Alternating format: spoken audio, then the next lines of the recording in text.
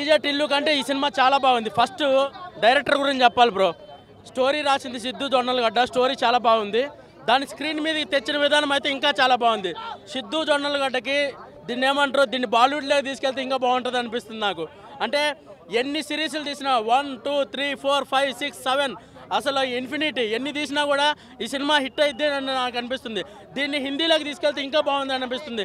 సిద్ధు నాగవంశీ గారు ప్రొడ్యూసర్ మీరే కదా, దీన్ని హిందీలో తీయండి. సేమ్ మీరు ఏ హీరోని పెడతారనేది మీ ఇష్టము.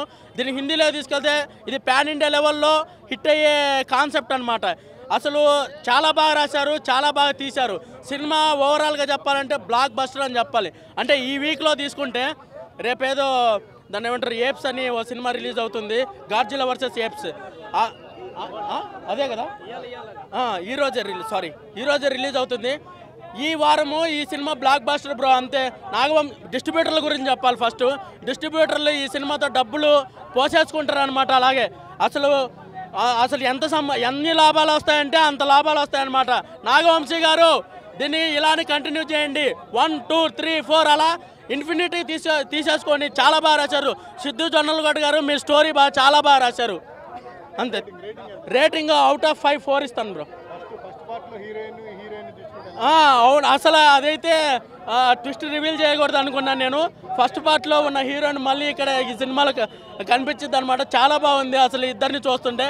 రాధికా ఇన్స్టిట్యూట్ ఆఫ్ టెక్నాలజీ ఇది. అసలు నిజంగా చాలా బాగుంది సినిమా.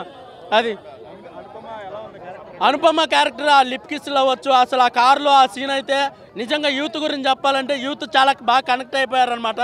అసలు 10th ఎగ్జామ్స్ కూడా అయిపోయాయి. అసలు అందరు స్టూడెంట్స్ అందరూ వచ్చేసి ఈ సినిమాని బ్లాక్ బస్టర్ చేసేస్తారు ఈ వీక్. అంతే. ఇంకా ఇంతకు మించి చెప్పాల్సింది ఏం లేదు. నాగవంశీ గారు ఈ సినిమాని హిందీలో తీయండి. అసలు ఈ కాన్సెప్ట్ అనేది ఫస్ట్ టిల్లు చూసినప్పుడే నాకు అర్థమైపోయింది. ఈ కాన్సెప్ట్ అనేది బ్లాక్ బస్టర్. దీన్ని 2, 3, 4 ఎన్ని తీసినా కూడా చూస్తారు.